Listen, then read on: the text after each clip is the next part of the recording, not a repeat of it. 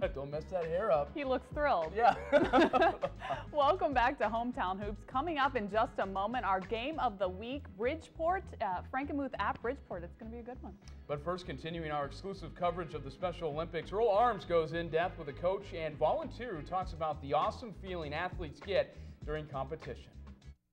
All right, good evening, folks. Welcome to In Depth, where I'm sitting here with a gentleman who's done very special work here in the community. It's Dan Tomlinson, the Assistant Director of Area 22 Special Olympics. Is that right? That's right. All right. Now, we were both just in Traverse City for the Special Olympics, the Winter Games, right, this year. So just talk about your experience there and what you saw from the athletes and what made it so special for them, as well as yourself.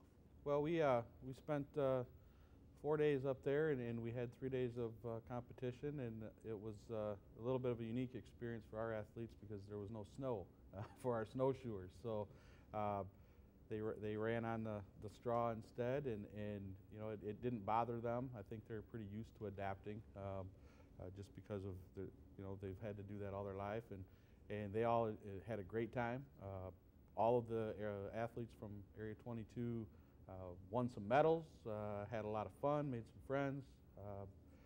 It was a good time for them and for myself as well to watch them and to see the expressions on their face when they finished, and to watch them cheer on the other athletes as well, even the ones that weren't on the same team or from the same areas. They're congratulating each other, and whether they did well or won or lost, it really didn't matter. One thing that's great about that from what I saw, just the support there that you saw from everyone, like you said, not just for your own teammates, but for everyone else that was participating as well. So great stuff there. Before I get you out of here, I'm going to ask you one more question. We all have the polar plunge coming up here at NBC 25. We're all doing it. And we want to know if you're doing it as well, and exactly, I guess what your costume's going to be. I hear they wear costumes out there. Yeah, I did it last year for the first time. I'll be going back again this time, and we're gonna jump as the village people this year, so we'll see what happens with that. All right, Dan Tomlinson doing great things here. Thank you all so much, and Jamie, we'll send it back to you for our game of the week. All right, thanks so much, Earl. Now to our game of the week, Frankenmuth at Bridgeport, a TVC East matchup between the division's top two teams. Both have combined for just 5 losses on the year, and the Bearcats are 10-0 in the conference. Great rivalry out in Bridgeport tonight, and a great shot by our photog there. It looks pretty almost. Early in the first, the Eagles are up for the challenge. Bryce Fram around the outside for the easy layup. Then Muth comes from the other side. Kent Redford passes off the backboard to Adam Bookmeyer for the basket, +1, 16-10 Eagles. Think these teams don't want it? Check out this sequence. Bearcats with offensive foul. It goes back and forth and stolen away, and then not till Brandon Robinson eventually comes up with it. Nice layup.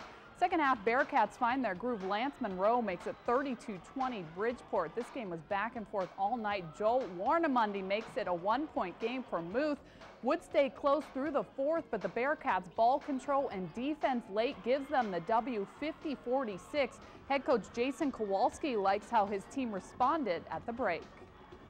We came out really slow, and we had a really heck of a hard time handling their pick and roll in the first half.